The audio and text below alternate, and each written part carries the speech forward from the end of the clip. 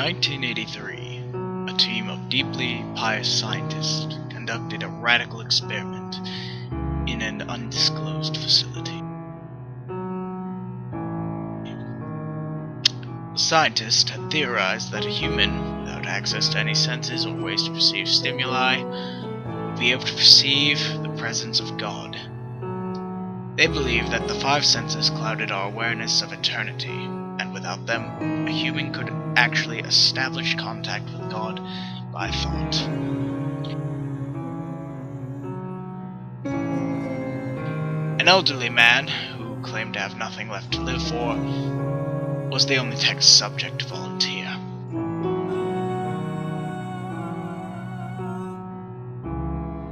To purge him of all his senses, the scientists performed a complex operation in which every sensory nerve connection to the brain was surgically severed.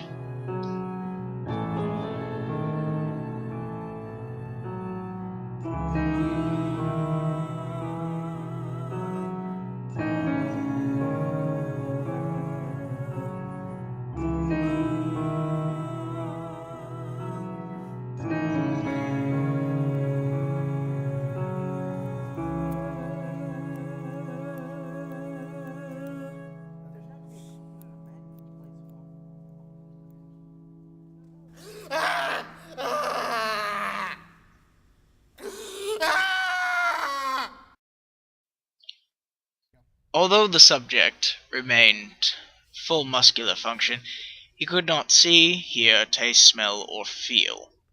With no possible way to communicate with or even sense the outside world, he was alone with his thoughts. Scientists monitored him as he spoke about his state and mind in jumbled, slurred sentences that he couldn't even hear. And the ceiling of the horse. The man, the black man, the white dog. And I went, oh, horse, white, black, yellow.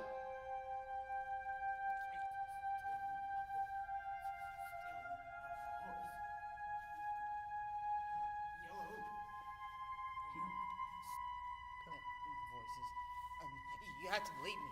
There was a man. He told me of his horse and the stalling and the black man. After 4 days, the man claimed to be hearing hushed, unintelligible voices in his head. Assuming it was the onset of psychosis, the scientists paid little attention to the man's concerns. I know you don't believe me.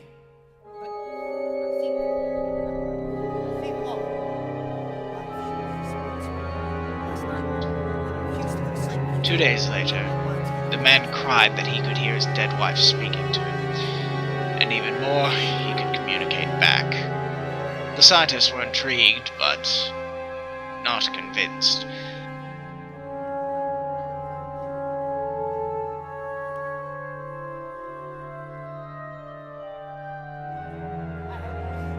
Until the subject started naming dead relatives of the scientists. He repeated the personal information of the scientists that only their dead spouses and parents could have known. At that point, a sizable portion of the scientists left the study. Your relatives? You want to know about yours? Your husband. The one that died of a car accident. Engine failure. Hell, thrill. After a week of conversing with the deceased through his thoughts, the subject became distressed, saying the voices were overwhelming.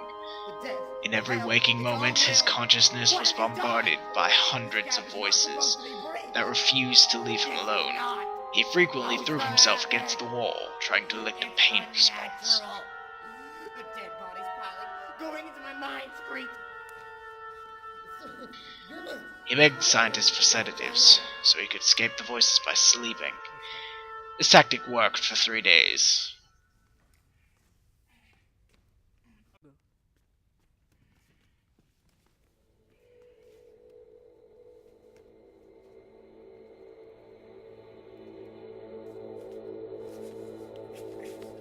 Until he started having severe night terrors. No heaven. The subject repeatedly said that he could hear the deceased and see them in his dreams. Only a day later, the subject began to scream and claw at his non-functional eyes, hoping to sense something of the physical world.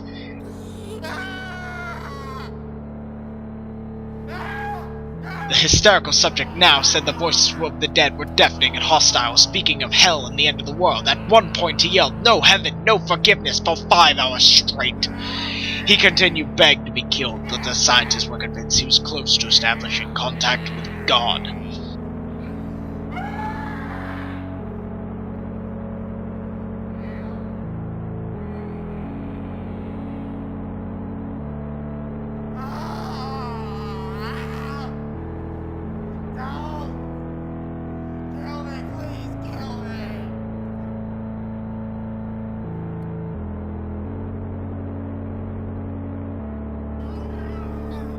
After another day, the subject could no longer form coherent sentences.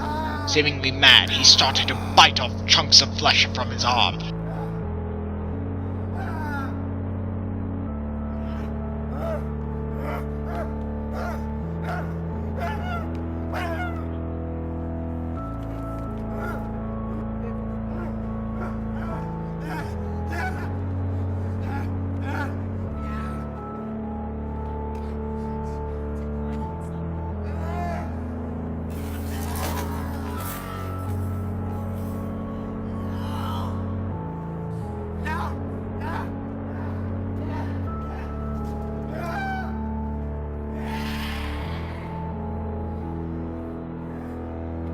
Scientists rushed into the test chamber and restrained him to a table so he could not kill himself.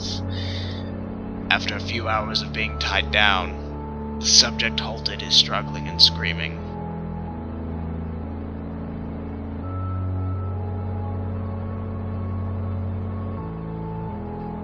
He stared blankly at the ceiling as teardrops silently streaked across his face. For 2 weeks, the subject had to be manually rehydrated due to constant crying.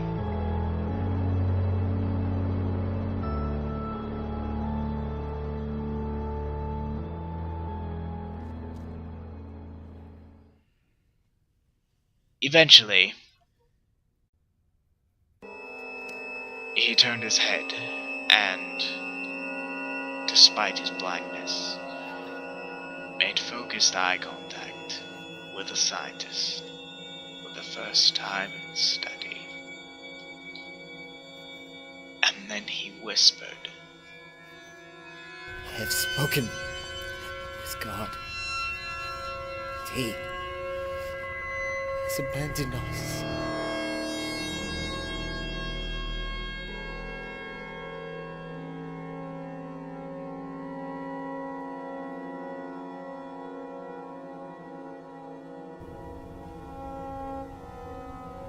Coming to you, my dear.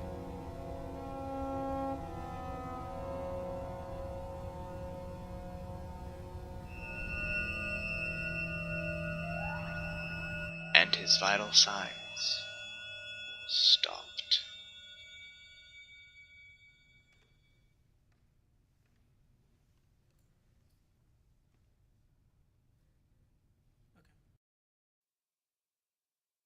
There was no apparent cause of death.